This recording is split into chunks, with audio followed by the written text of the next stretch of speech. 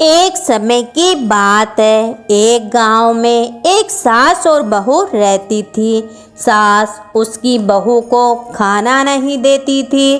बहू रोज नदी पर जाते समय घर से आटा ले जाती, नदी से पानी लाती, आटा गूंथती, पंसारी की दुकान से थोड़ा गुड़ घी खरीद कर लाती और शमशान की चिता पर रोटी सेकती। रोटी चूर कर उसमें घी गुड़ डालकर चूरमा बनाती। पास ही में विनायक जी का मंदिर था। विनायक जी महाराज की पूजा करके भोग लगाती और फिर खुद वो खा लेती। ऐसा बहुत दिनों तक चलता रहा। विनायक जी महाराज को ऐसा देखकर बड़ा आश्चर्य हुआ और उन्होंने अपने मुंह पर उंगली रख ली। बहू तो घर वापस आ गई। दूसरे दिन मंदिर के पट खुले तो लोगों ने देखा विनायक जी महाराज के मुंह पर उंगली है और सब आश्चर्य करने लगे। सब लोग मंदिर में जमा हो गए और कहने लगे कि जो कोई विनायक जी महाराज के मुंह से उंगली निकलवाएगा उसे इनाम दिया जाएगा। सभी ने अपनी अपनी कोशिश करी पर कोई फायदा नहीं हुआ। बहू ने जब अपनी सास से सुना कि गणेश जी महाराज ने मुंह पर उंगली रखी है तो उसने अपनी सास से कहा, मैं भी एक बार कोशिश करना चाहती हूँ।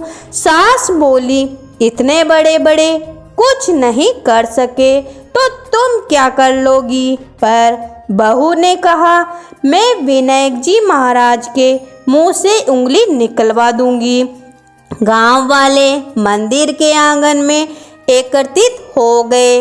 बहू आई, निज मंदिर में जाकर कपाट बंद कर लिए और विनायक जी महाराज से बोली, मैं मेरे घर से आटा लाती, नदी से पानी लाती, पंसारी की दुकान से गुड़ घी लाती और चिता पर रोटी सेकती। इसमें आपको क्या आपत्ति हुई? आपको मुंह से उंगली हटानी ही पड़ेगी। विनायक जी महाराज ने सोचा, इसने पहले मुझे भोग लगाया, सच्चे मन से मुझे ध्याया है, इसकी बात तो माननी ही पड़ेगी और उंगली हटा ली। बहू ने मंदिर के दरवाजे खोले। लोगों ने देखा कि विनायक जी महाराज ने उंगली हटा ली है। गांव वाले कहने लगे, बहू तू क्या जादू टोना करके आई जिससे विनायक जी महाराज ने उंगली हटा ली? बहू ने कहा, मेरी सास मुझे भोजन नहीं देती, तब मैं घर से आटा, नदी से पानी व पंसारी की दुकान से घी गुड़ लाकर चिता पर रोटी सेकती। पहले विनायक जी महाराज को भोग लगाती, फिर मैं खुद खाती। इसलिए विनायक जी महाराज को आश्चर्य हुआ और उन्होंने उंगली रख ली है। अब उन्होंने उंगली हटा दी है।